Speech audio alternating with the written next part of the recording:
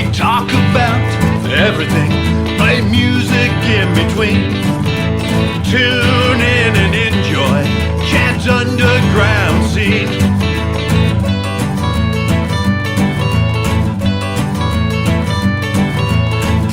Talking music, you know what I mean. Tune in and enjoy Chad's underground scene.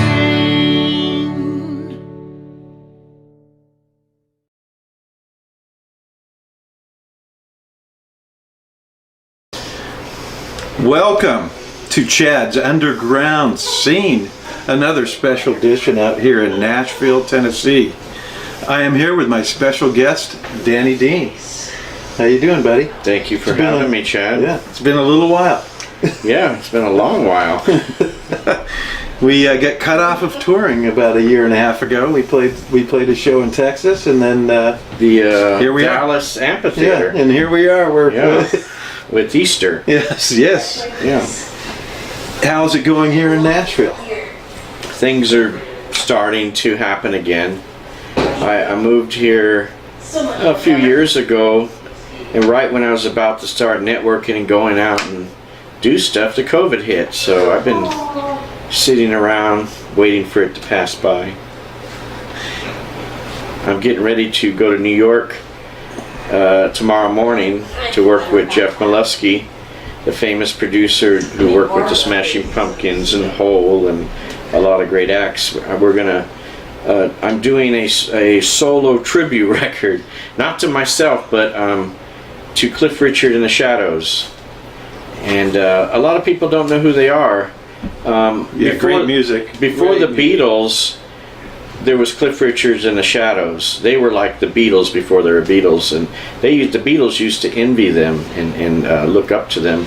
But they're big in Europe. Anyways, I'm a fan of early Beatles, and I'm a big fan of early rock and roll. And Cliff Richard and the Shadows were kind of like the early Elvis sound of Europe, And where are you recording this album?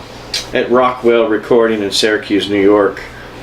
And we're almost done. I just have to sing 5 more songs.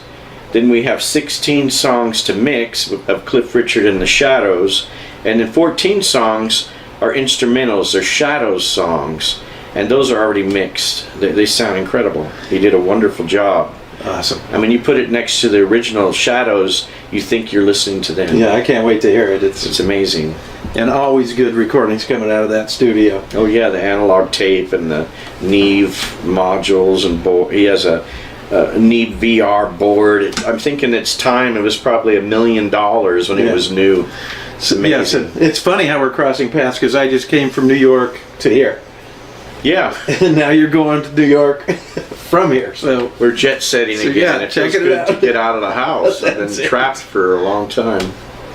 So we'll start the show with a little song. This goes back to a few years, quite a few years back actually. I wrote the song, and then just a few years back I recorded it on acoustic record. This is called Chelsea Jean. Danny's never played this with me, so he's going to just jam it out and make it cool. We'll see. And we're in E flat, apparently.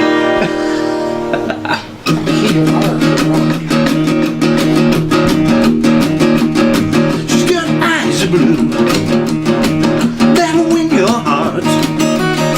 She's got a great big smile that'll tear you apart.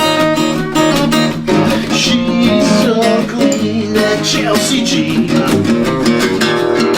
She looks straight in your eyes, make your heart skip a beat. Now you find yourself dancing with 2 left feet. She's so clean, that Chelsea Jean. She's so clean, that Chelsea Jean. She's so mean, that Chelsea Jean.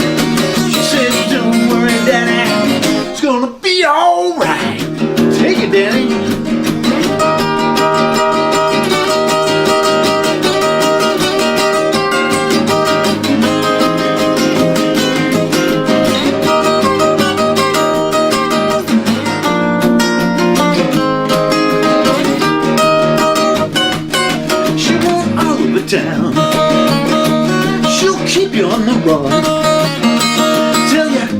worry, that's just for fun. She's so clean, that Chelsea Jean. She's so clean, that Chelsea Jean. She's so mean, that Chelsea Jean. She said, don't worry, Daddy, it's gonna be alright. One more time.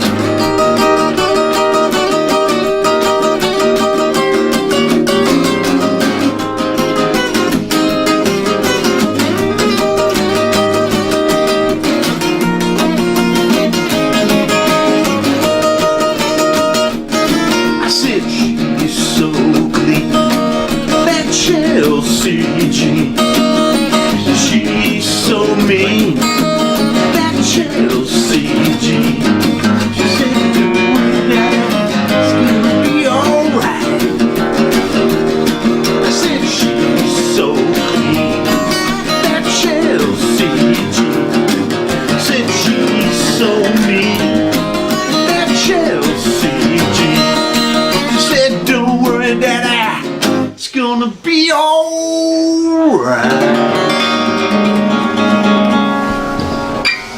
Yeah. All right. I like that. Fun stuff. That's good. Yes. Right up your alley. You've played a little bit of rockabilly over the years. I know 3 chords. That's it. It works. That's all you need to know. That's why we love it. All right, let's go back to the day. Because we both started in punk rock. You started way back in punk rock. I started way back in punk rock, and then we ended up together. So let's go back to the early days with Anti and Mood of Defiance. Well, I went to Hawthorne High, and I grew up in the South Bay, like you. And in 1978, I had a rockabilly surf band called Skinny Memphis, and it wasn't going so good. We could never lock in a drummer. And I had met a friend named Gary Cale. He had a band called the 415s, and they actually wrote their own songs, recorded them themselves, pressed singles, and had them played on K-Rock, on Rodney and the Rock. And that was in 79. Yeah, 79, yeah. I wanted to do that. I wanted to learn how to write songs and learn how to record and do all that stuff. So I moonlight in a band called Zurich 1916 with Gary Cale. And it was ambient noise. It's very early German style experimental music. Avant-garde, right? Yeah, Yes, cool. we had 2 tape machines, and that we connected them together, and we had 4 tracks. We recorded washing machines and the rain and someone reading poetry, and we would slice the tapes and run them at different speeds, backwards, forwards. I mean, we got all kinds of different sound effects. Threw them up and cut them up, threw them up in the air, and taped them back together. It took hours. Oh, sweet. You could do all that stuff in seconds in the computer now, in the digital world. But it took us hours and days to compile this stuff and mix it. We barely could play. It was experimental rock. Then we decided we wanted to do stuff with guitars. So we started a band, me and him, and I named it Anti. And I was only probably 14 or 15. I couldn't play and sing too well. I'd only been playing a year, and I couldn't play and sing yet. But I was writing songs finally. And we got a singer from my high school, a guy named Steve Acosta. He was this guy who dug the Ramones. He wore leather to school, and this is 1979. Yeah. And people didn't dig that back then. We were beat up all the time and chased, because it was, people were, how would you say it, very conservative. I mean, Yes, yeah. you can't even imagine what a nightmare it was. But Yeah, you just combed your hair different. There was some. Yeah. There were some people going, "No, get out of here, you crazy hippie." Yes, so this guy was crazy, Esteban. He was cool. Everybody liked him, and he had the leather jacket and the Ramones t-shirt and jeans. He was super hyper, was ready to slam in a second. He's like, he loved the pit. We're doing it, yeah. And I said, that guy's perfect. And he had a book of lyrics. And he had the hugest punk collection. He collected punk records back then. So him and Gary Cale had these massive punk collections, early stuff, and I was able to listen to all that. And we started the band, we got him to sing, and then we got Steve Lynn. This guy was like 12 or 13 and could play like a guy who's 40. He knew every beat. He had all this energy, he had this mohawk. He was this little kid. It was funny. We recorded a bunch of demos and wrote songs for a year. Our goal was to put out a record and start playing shows. About a year in, we got into 1980, went through. Steve's father had health problems, and it really shook Steve's world. So he decided, I'm going to join the Air Force, because he was a senior and I was a freshman. Right, yeah, you're a freshman. So yeah. he changed his path. His father passed away, and he did really great in the Air Force. I mean, he's the top Air Force jet mechanic in the world. He's retired now, but people want to hire him for their armies to work on their jets, or to look at them. But anyways, then we got a guy named Bert, and it's a long story. We got Bert in the band, and he was in there until I could sing, basically. And he was great at the time. We did 3 albums. Let me show them to you. At that time, nobody wanted to sign a punk band. There was nowhere for us to play. We used to play in dumps and backyard parties, which are great. But anyways, Mike Watt of the Minutemen said, I'll help you. D. Boone and Mike Watt were good friends with Anti. And I remember me and D. Boone used to go around looking for dumps to set up punk gigs, and Mike Watt had a label and he taught us how to put out records. But anyways, we started a label called New Underground Records back in 1980, and this was our first album, Anti. And there's me right there at the bus stop, because I used to ride the bus to the rehearsals. I wasn't old enough to drive yet. That's John McCarthy. He played in the Alley Cats. That's Gary Cale, and that's Bert. Gary Cale passed away a few years ago. Rest in peace. And we did 3 albums back then. And these are now reissued on vinyl again after 40 years almost on Radiation Records. This was our second record, Defy the System. And then this was the third, God Can't Bounce. And they're out limited run on Radiation Records in Italy. And they also reissued a band that me and Gary moonlighted in called Mood of Defiance with a girl singer named Hotha. They were originally from San Pedro, this band, and her band kind of split on her, so we joined in. We only got to do 1 album, unfortunately. We never got to progress or fine-tune our sound, unfortunately. But a lot of people liked this album. And also at the same time, that was also on New Underground Records originally, the label me and Gary ran. We also put out these compilations, which are worth a lot of money now, I imagine, or I read about. They're like worth $100 or so each.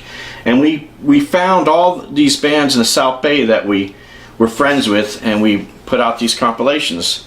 Gary named this one and did the artwork. It's called Life is Ugly, So Why Not Kill Yourself? And this one's coming out next month on Radiation Records on vinyl again. This one has Red Cross, Descendants, Minutemen, a lot of great bands. Yeah, Ill Trust, Will, China White.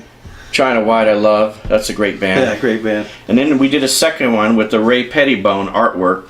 Life is Beautiful, So Why Not Eat Health Foods? And I created that title, and Ray Pettibone did the artwork. I think we gave him the title, and he had a piece. He drew this especially for the album. And this one has the Bags, Shattered Faith, Germs, MIA, Power Trip, Vox Pop, a lot of great bands, Bee People, Minutemen. And these are worth a lot of money. They're collector's items, but they'll be out on Radiation Records again within a month or 2. This is Life is Boring. This was the third and the most rare. I only have 2 copies. And so Life is Boring, So Why Not Steal This Record? I named that title, and Ray Pettibone did the artwork. Steal it. And Jeff, give me that! See, crazy people You everywhere. only have 1 now. Then after Anti, give me that back.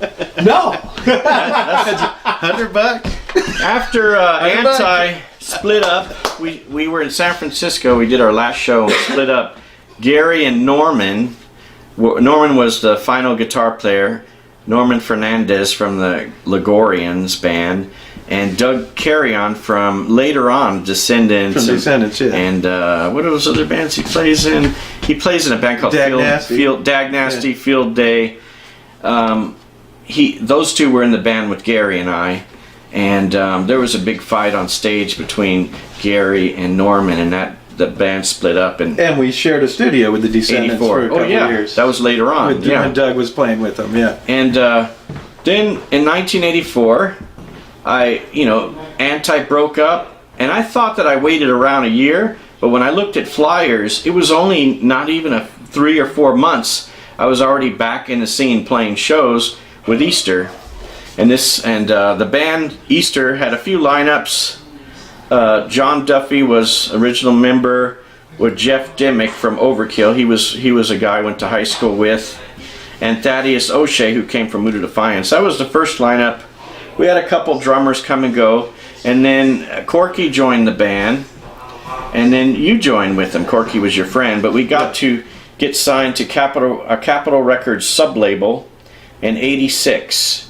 And John had just left the band, and we had Mike Ness take his place off and on for 3 years. And we only were able to get out the 1 record and the 12-inch, unfortunately. But there's a bunch of videos we got to do. We got to do, I think, 4 videos. And Right, and we'll break away right now, and you will see the first video that actually has Mike Ness in it. This one is called Lights Out. Here's Easter on video 1.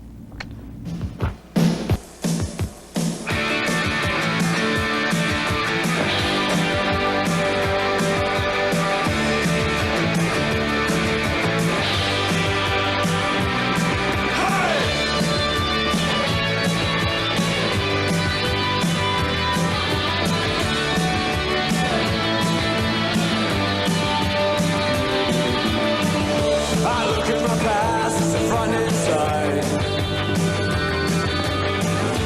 Friends and family, it's so far apart. Familiar voice in my corridor. A frightened child cries for more. Lights and lantern. Lights and lantern.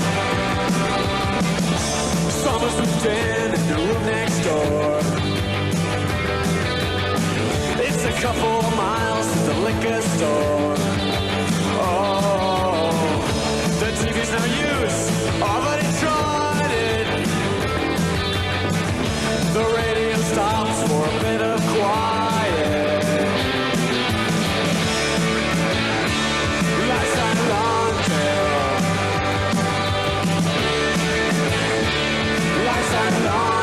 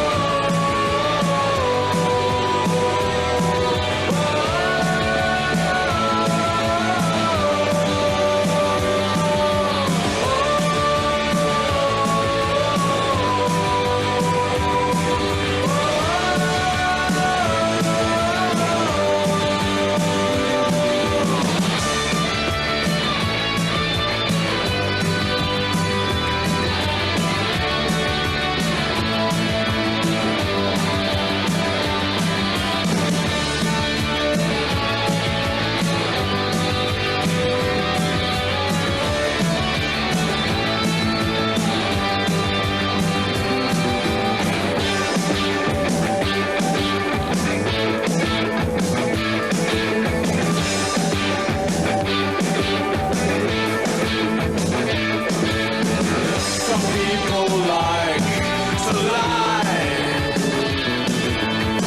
Some people try to hide. There's people out there make you a mock.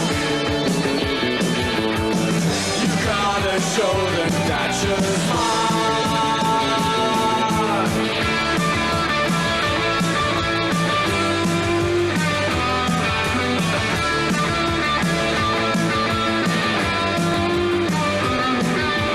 Lights out, lights out until lights out, lights out, lights out.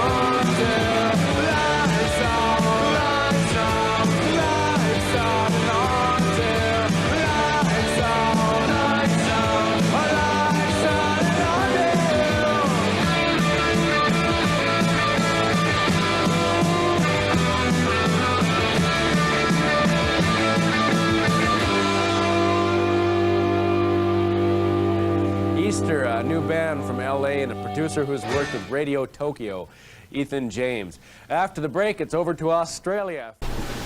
So we spent a lot of time in the underground scene. So tell us a little bit. You were in there real early, so tell us a little bit about the underground scene and what was going on. Corky and I were bouncing around different places, Cathay de Grande and some other places, and Well, we crossed each other's paths in different places there. So tell us a little bit about the underground and what was going on in the scene at that time. well, there wasn't much of a scene. It was slowly growing, and I think by maybe like '82, it started to explode. Yeah, It that's started when it getting was bigger and bigger. That's when it was going off. You know, I remember when we were first in it. What I understand is that punk rock started in New York and Detroit with the Ramones and those other bands, which I love. And then they went to England and inspired a lot of other bands to start up, like the Pistols and the Clash. Then LA exploded and had to throw back their version of punk rock.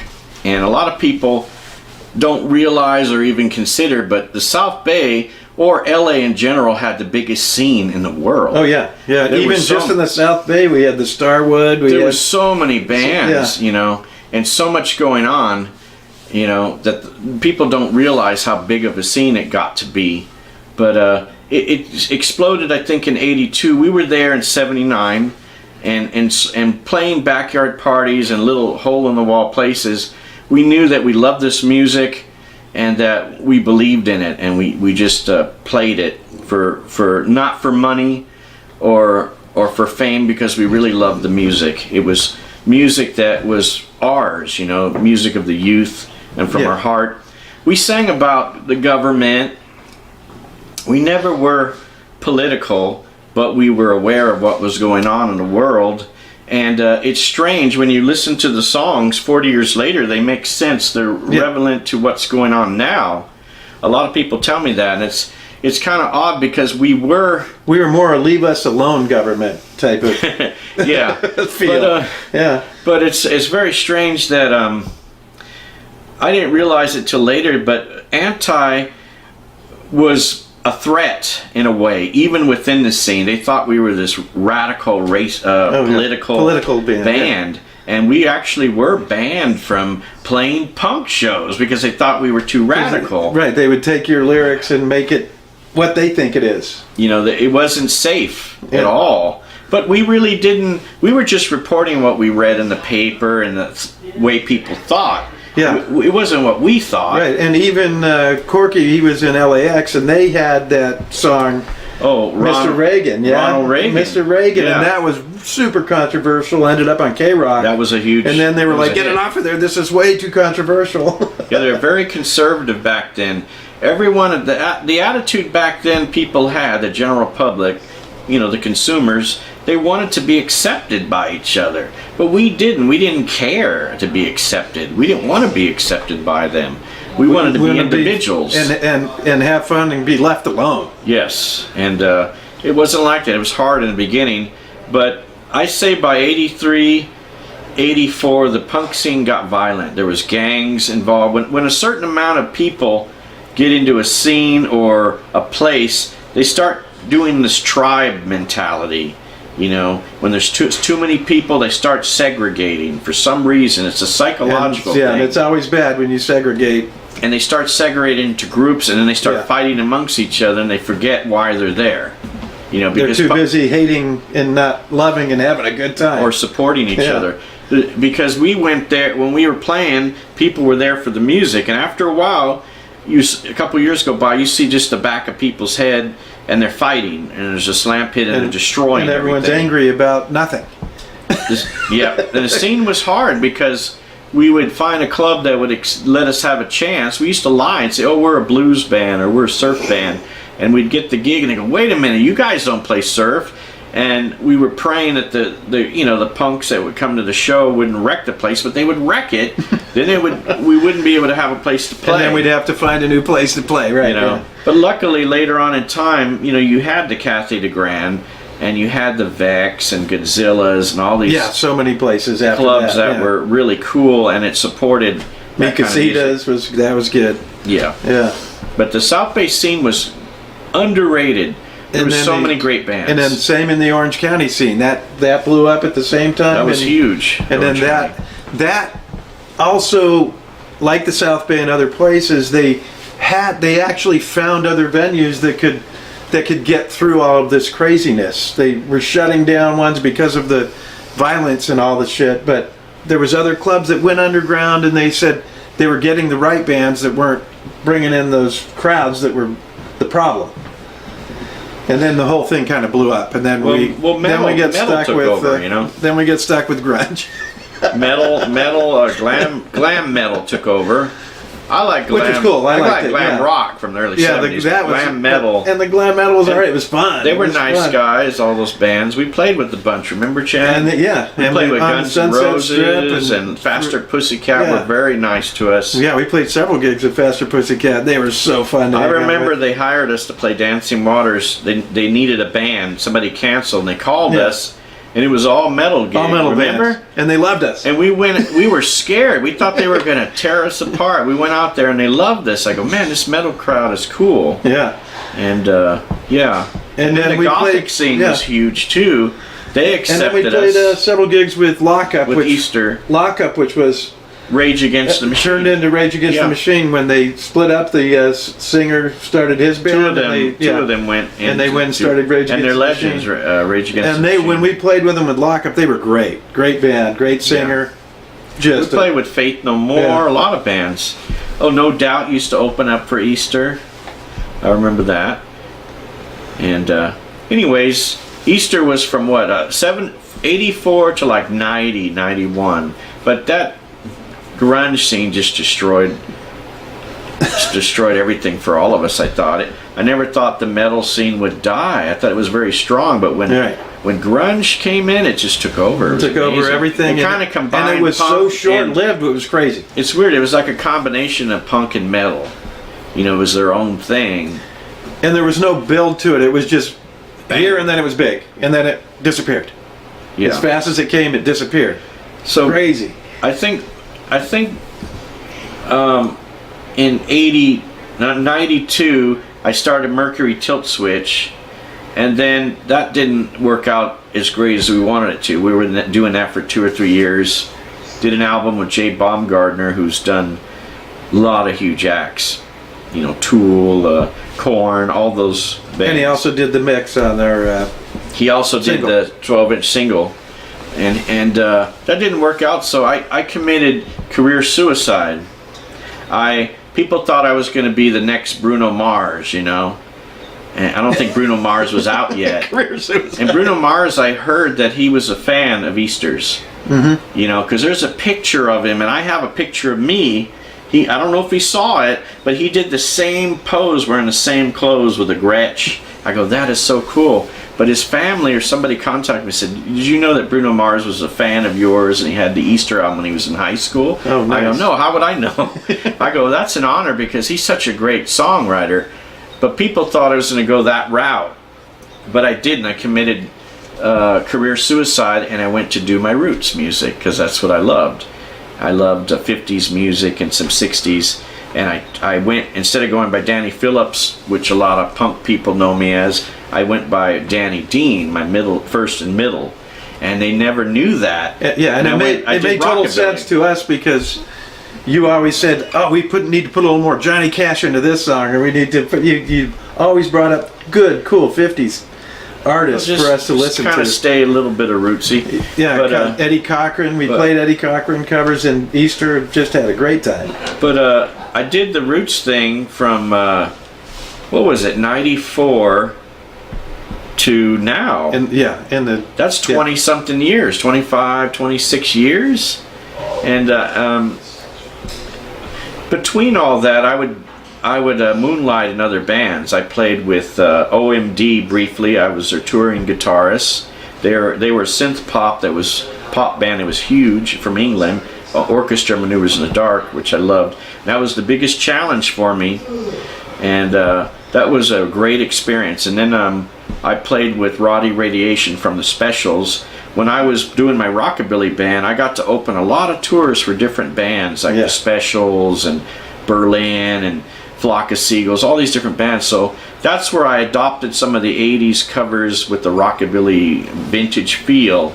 And then we got to squeeze a few Easter tours in there, and Yeah, I did some Easter anti-gigs tours. where I played bass with you Did guys. some anti-reunions. Yeah. And then I got to play guitar for When in Rome. And they had the hit The Promise. And I was their guitar player for about 6 years. 7 years. And yeah. then I decided to move out this way.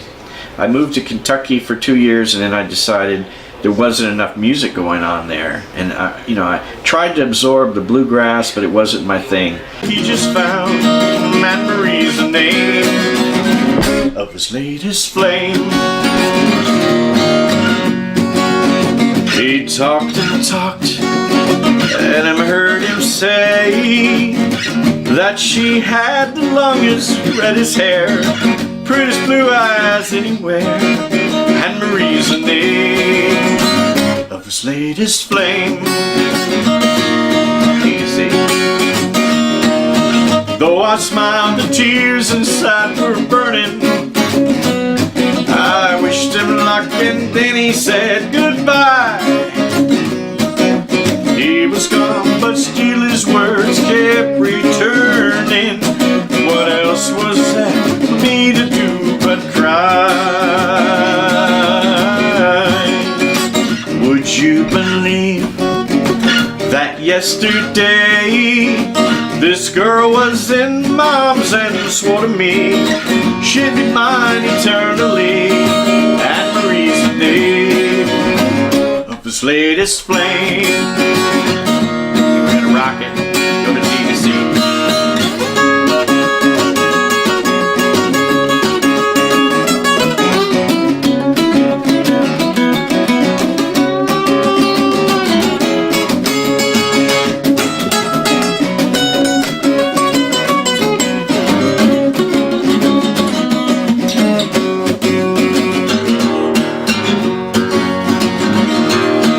Though I smiled, the tears inside were burning. I wished him luck, then he said goodbye. He was gone, but still his words kept returning. What else was there for me to do but cry? Anne Marie's the name of his latest flame. Anne Marie is the name of his latest flame. Anne Marie is the name.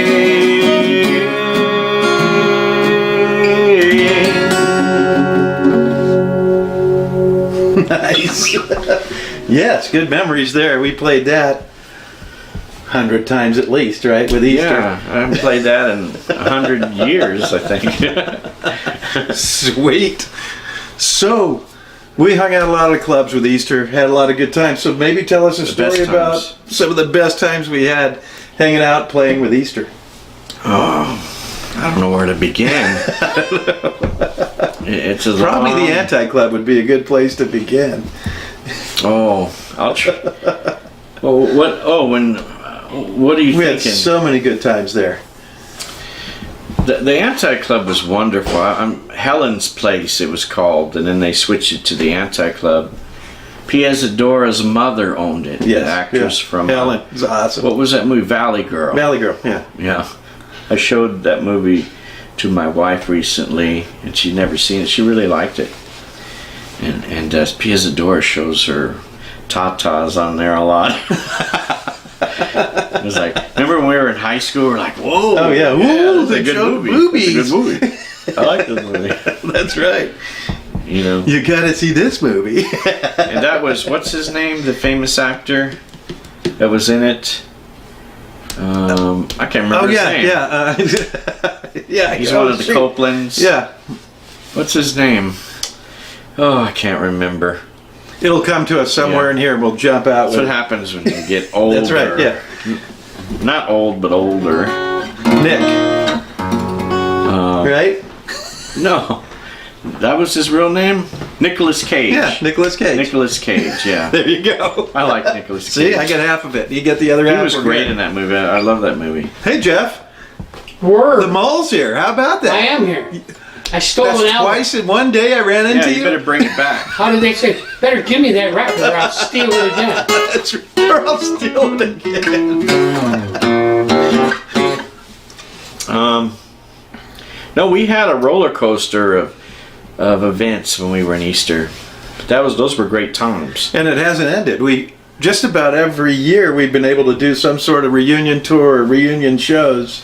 Yeah, we're probably. I mean, we due get for- screwed up this year because of COVID, but we'll be back soon. I guarantee it. Yeah, we're due for another reunion. Yeah, and I know Corky and I are planning to do some shows this summer together, some acoustic shows. So That'd be good. somehow we're gonna drag Danny into that mess. We'll see. I forgot to tell you, Chad. I recorded an Anti album recently, and you played on it. You sang on it, and I think you did some bass.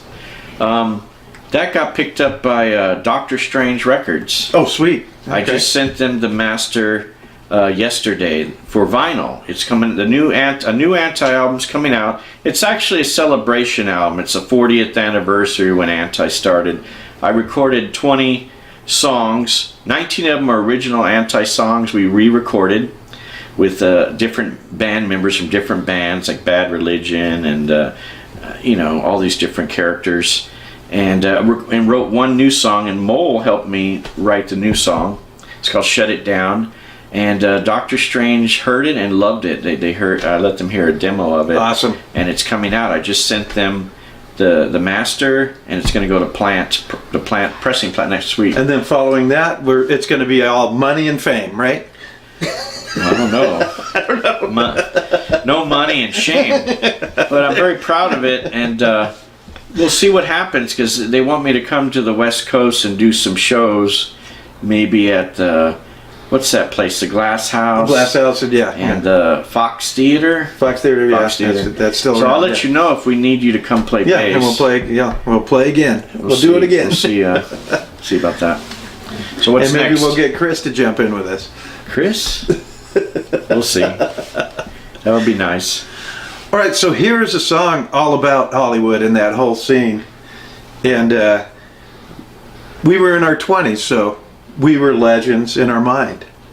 And we were legends in our time. Okay. So this one's called Legend.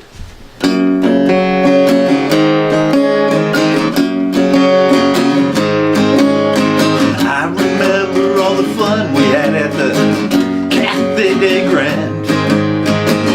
Faster the better, louder the band. Drinking beer from tin cans, talking to a friend. We would do it all again. Thought it would never end. I'm a legend in my time, legend in my mind. I'm a legend in my time, legend in my mind. I'm a legend in my time, a legend in my mind.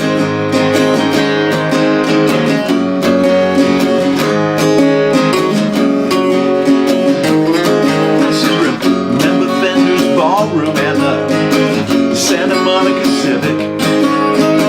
We always played so loud, and we could kick it. The floor, it was swirling, and it was so hard. Tattoos and leather, such a good looking crowd. I'm a legend in my time, legend in my mind. I'm a legend in my time, legend in my mind. I'm a legend in my time, legend in my mind. Hey, Danny.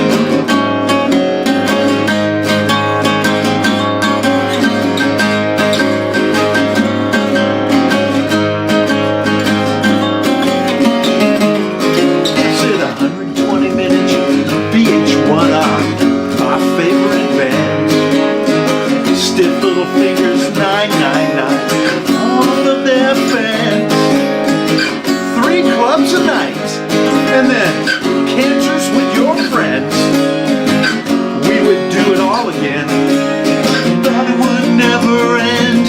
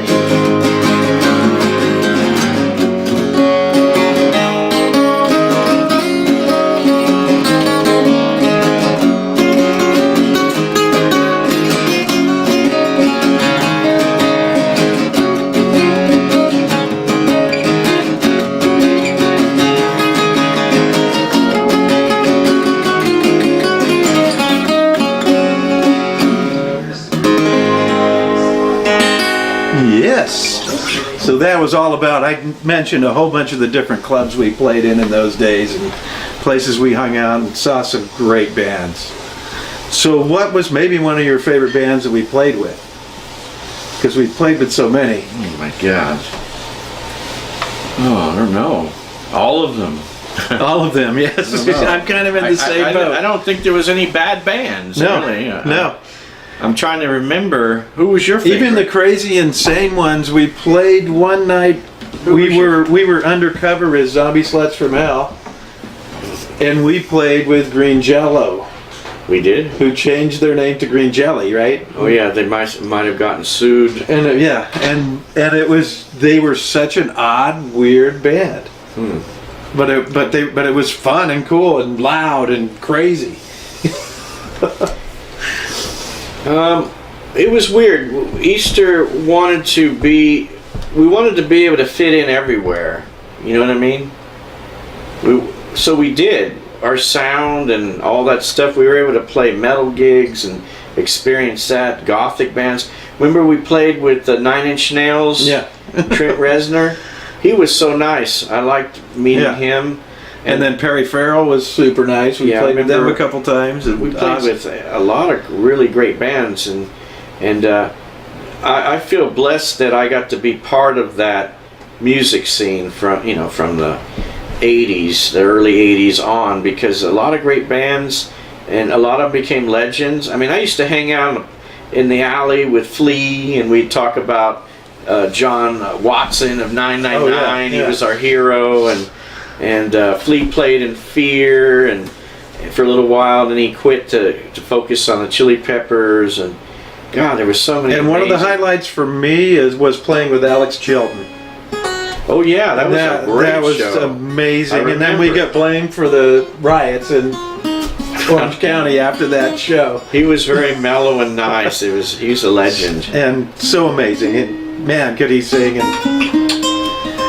and his poses on stage when he's singing were so authentic and nice, just to see somebody just going for it and singing like that. It's great. Yeah, what was his big hit? Aeroplane. Give me a ticket for an aeroplane. That's what I'm thinking. Good What is the time, time? make it fast plane.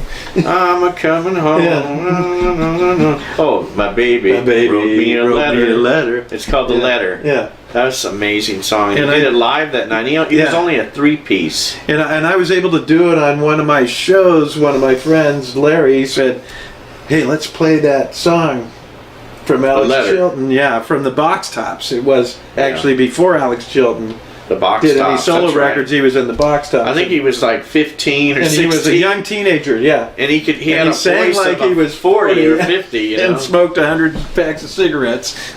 Yeah, we used to hang out with the older cat. What was his name? Sax and Sky. Yeah, Sax- yeah, Sky Saxon. Sax. Yeah, Remember that yeah. guy? He was the coolest. What band was he from? Was it the Seeds? Pushing Too Hard. Yes, yeah, he was in the Did Seeds. he? yeah. I think he sang. And then we hung out with the other Pushing guy Too from, I can't remember the other guy's name from Strawberry Alarm Clock. He also hung out with that scene. And then Blondie's, we hung out with the guys Oh, from Frank and Nigel. yeah. Yeah, From they were Blondie gonna and Frank produce- actually played a couple shows with us. And they were going to produce the Easter second album. Yeah. You know, that was a shame. And before we did the first album, what's his name was going to try to produce it? The Moon one that- Martin. No, the Right? one that passed away in prison. Oh, yeah. What's his name? I can't- Ah, man, this is embarrassing. Our brains are just not there. Yeah, he got thrown in jail for that woman being shot Yeah, on his yeah, property. mhm. That was he did the Ronettes. He's Ronette, yeah. married to what's his name? Phil Spector. Phil Spector. There you go. Phil Spector. Phil Spector He's was Phil going Spector. Jesus Christ. He was interested in doing the first Easter album, but we went with Ethan James. Yes. Because Ethan James had a reputation. If you did a demo with Ethan James, you would get You signed. get a record deal. X, Jane's Addiction, all these And bands it's with true. Ethan. It's true. It happened And for us. everybody would get signed, and we did a demo with him, and we got signed. It was amazing. We It get was real. signed, and then the next thing we were on K-Rock, we were on 91X, we were on Kits up in San Francisco. We were we had a problem though, because they thought we were too hard for the big stations, our sound, to alternative, and then the alternative stations thought we were too poppy. Yeah. So we didn't fit in anywhere. It was horrible. But we got on. But we did all right. We got on stations all over the country. Some places we had as much airplay as Madonna. Oh yeah, and then MTV loved us. MTV played 3 of our videos. And VH1. And that to me is an honor that we got to be part of the MTV generation. A small part, but we actually are MTV artists. If you Oh yes, yes. look back, We were in the middle of it all, right? We were on, and then Sting was on with the Depeche Mode's video would be on, and ours, and then I want my MTV. and then In Excess, and my biggest moment was when we played live on K-Rock. Yeah. Not once, but twice. And the DJs at K-Rock, which K-Rock was becoming the biggest station in the country. I mean, they were the biggest stations in California, but they had the most listeners in the country, bigger than any station. Anyways, and they were doing what we wanted to do, right? They were alternative. They went from alternative to actually everybody wanted to know what was going on. What's Playing- the next new band? What's the next new song playing the music that we wanted to hear. And we got to perform live, and I had talked to someone in the staff at K-Rock. They said that only a few bands have ever gotten to play live on K-Rock. Twice, right, yeah. Not twice, but just once. Yeah. They maybe not even 10 people have gotten to do that. I think Yeah. Morrissey was one, us, No Doubt, And a few other bands. Adamant did. Adamant. And that's amazing, that To be in that we got to company be is amazing. I mean, remember when we used to get reviews in magazines? They'd top 10 albums of the year, and it'd be U2, In Excess, what's that band? Whatever, and we'd be in there, like number 8 and we'd be 8 or 9 or and we're like, what the heck? But the shameful thing is that we had some fame going, and we were playing and working hard, but where was the money?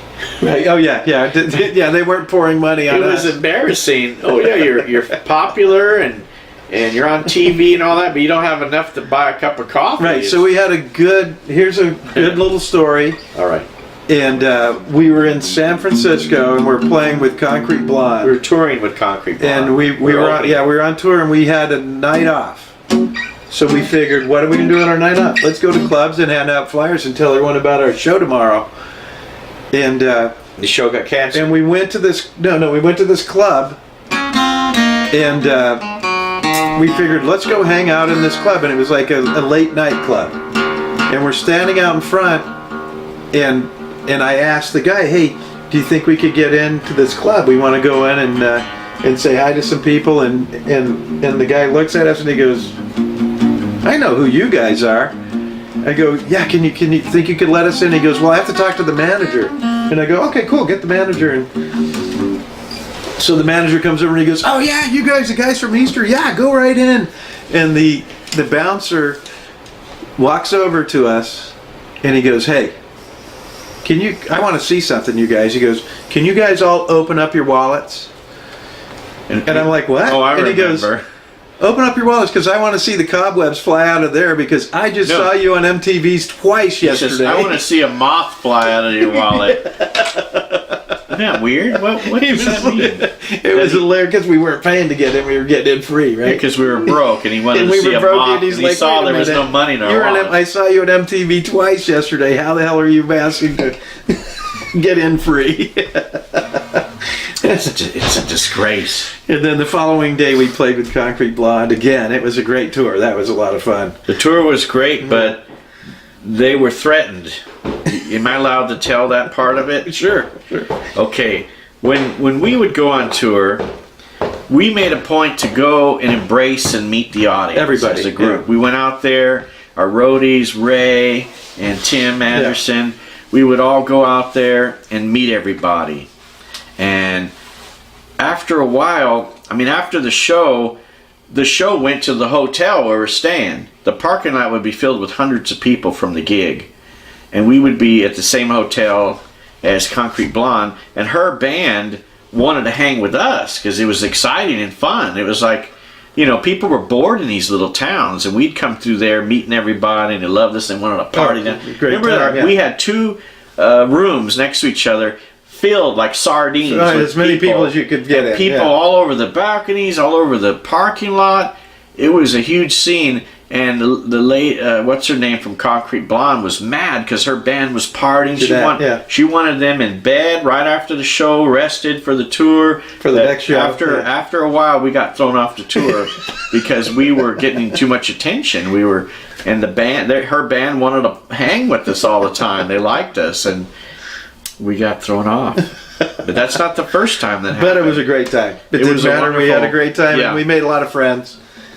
But it was hard back then. I watched a lot of documentaries of these bands.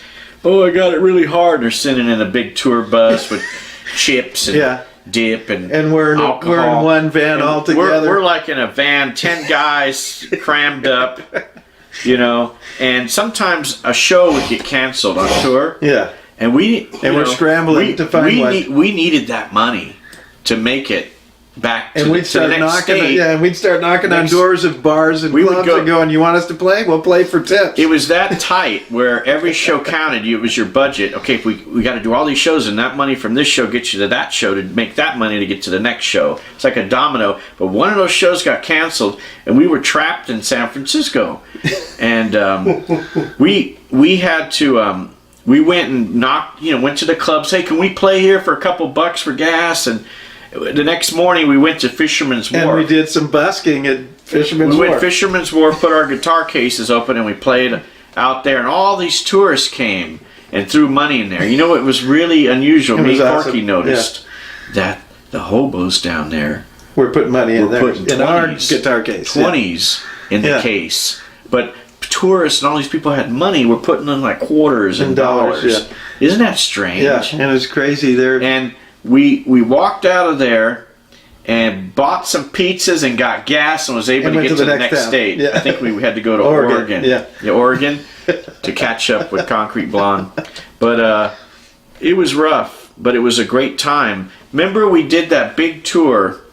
What was that metal band? Precious Metal. Precious Metal, yeah. Okay, we had the same agent as Precious Metal. He goes, they're easy to book.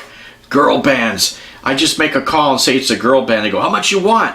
What do they need? Lobster steaks? But they get everything. Anyways, he goes, man, it's so hard booking a band with guys. You know? Yeah. So anyways, he sends Precious Metal on this West Coast tour. And they come back, and they're 30,000 In the hole, negative yeah. in the hole. And we came Tour back with buses. money in our pocket. No, we came back. No, we came back. They came back 30,000 in the hole. We did the same exact circuit. Came Yeah. back, and we were $200 in the hole. yeah, or And he- maybe yeah. And we had like one room all the time. Yeah. If we had a room, we were scrambling to ask people, "Can I come home with? Can the band yeah. come home with you?" And stay at your and house. I would yeah. sleep in the car all the time, and And then Brent would go and find whoever he could go. Brent would disappear, and Ray would get all the chicks. Yeah. He was like Jeff Molesky. He'd get a nice girl. She'd take him after the gig and like make him a steak Yeah, dinner and steak dinner. buy him a leather jacket. And they'd have a glass of wine. And, on the beach, and then he would come back the next day. Hi guys, I had a great and time. we're all in the van. We're like sleeping in the van, all dirty, and like that Ray always gets all the. Ray gets to play. Ray gets all the play. So with that, we will end the show with a video from Easter. please. Thank you all for coming out. You've been watching Chad's Underground Scene with Danny Dean and myself. Anti-rockers.